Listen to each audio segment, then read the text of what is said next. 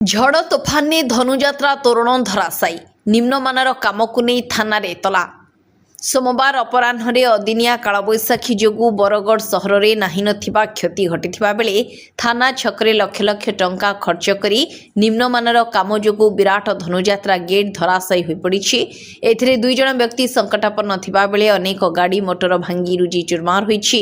निम्नमानर निर्माण कार्य पई पौर परिषद अध्यक्षा श्रीमती कल्पना माझी पूर्त विभाग अधीक्षण जंत्री अरुण पांडे को दायी करी तांको विरोध में आईनगत कार्यानुष्ठान ग्रहण करने थाना एतला देवा सह पौर परिषद बिना अनुमति रे निर्माण होइथिबा तोरण पई आउ किए संश्लिष्ट अछंती। पौर परिषद बिना अनुमति रे निर्माण होइथिबा तोरण पई आउ किए संश्लिष्ट अछंती अनुसंधान करने दाबी करिसेंती।